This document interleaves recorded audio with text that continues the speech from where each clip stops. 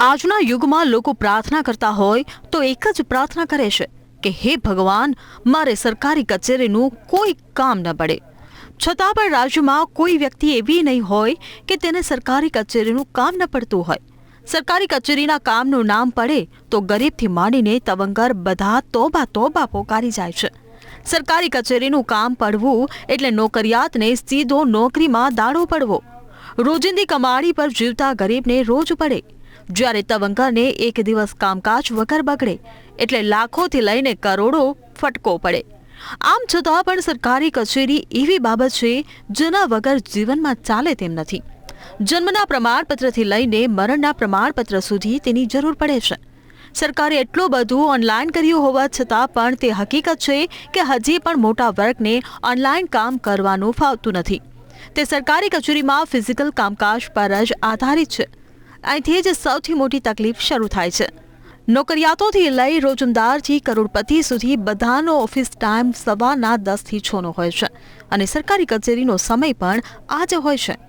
આના કારણે તેઓએ સરકારી કચેરીના કામે જનારે પોતાનો અડધાથી આખો દાડો નોકરીમાં પાડવો પડે છે.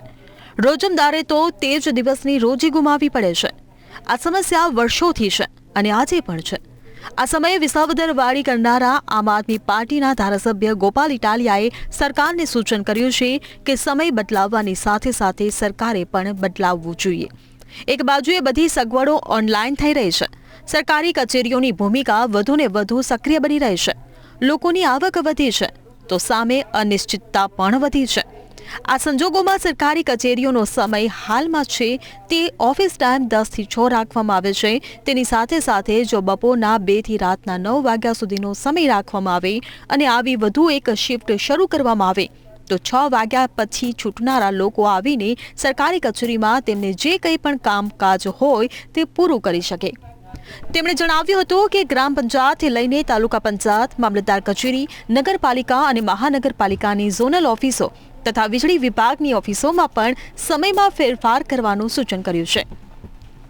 ગોપાલ ઇટાલિયાએ ઉમેર્યું હતું કે હાલમાં police station, ST, fire brigade, સરકારી હોસ્પિટલો, સરકારી ટોલનાકા, 108 એમ્બ્યુલન્સ સર્વિસ 24 કલાક ધમધમતા હોય છે અથવા તો મોડી રાત સુધી ચાલુ હોય છે. હવે તેની જ સાથે સાથે સરકારની લોકો સાથે સતત જોડાયેલી હોય તેવી બધી જ સેવાઓ મોડી રાત સુધી ચાલુ રહી શકે તો લોકોની મોટી સેવા થઈ કહેવાશે. પંચાયત કે મામલતદાર કચેરી જેવી લોકસેવા સાથે જોડાયેલી કચેરીઓને રાત્રે 9 વાગ્યા સુધી ચાલુ રાખવામાં કોઈ વાંધો આવવો જોઈએ નહીં. તેના કારણે લોકોને બિનજરૂરી રજાઓ લેવામાંથી મુક્તિ મળશે. આ ઉપરાંત મોડી રાત સુધી ચાલુ રહેતી કચેરીઓના કારણે તેની જોડેનું બજાર પણ ધમધમતું રહેશે. તેમનો દાવો છે કે સરકાર આ પ્રકારનો નિર્ણય લે તો ભ્રષ્ટાચારમાં પણ ઘટાડો થશે અને વચેટિયાઓની જરૂરિયાત સદંતર ઘટી જશે. લોકો તેમનું કામ જાતે કરતા થતાં વચેટિયાઓની જરૂર જ નહીં પડે. તેમણે જણાવ્યું હતું કે શહેરી વિસ્તારોમાં લોકો સવારના 10 થી 7 નોકરી કરતા હોય છે. તેથી તે 7 વાગ્યા પછી છૂટીને તેમને સરકારી ઓફિસનું જે પણ કામ હોય તે પૂરું કરી શકાશે. તેમાં પણ ખાસ કરીને ડ્રાઇવિંગ લાયસન્સ લેવા જેવી કાર્યવાહી માટે રજા પાડવી નહીં પડે. શહેરોમાં અને અર્ધ શહેરી વિસ્તારોમાં આ નિયમના અમલીકરણના કારણે બીજા સરકારી કામોની સાથે સાથે ડ્રાઇવિંગ લાયસન્સ માટે લાઇન લગાવનારાઓને મોટી રાહત થશે. રાજ્યના કુલ 34 જિલ્લાની સાથે 251 તાલુકા છે.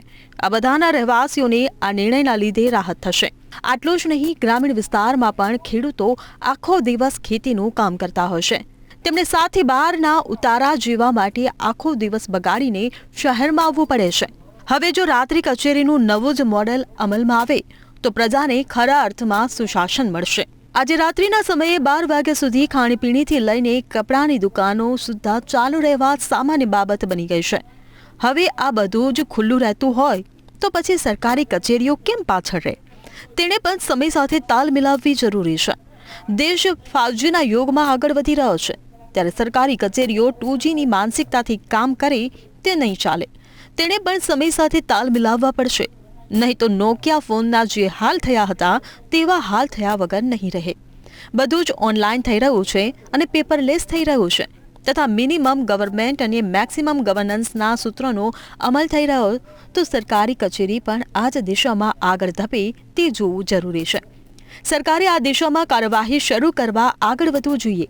સરકારનું આ એક પગલું લોકોની સુખાકારીમાં અનેક ગણો વધારો કરી શકે છે, પ્રજાના દિવસોની બચત કરી શકે છે, રોજમદારોને પડતી તકલીફોમાં ઘટાડો થઈ શકે છે. જનશાસન ખરેખર એક સુશાસનની કલ્પનામાં પરિવર્તિત થઈ શકે છે.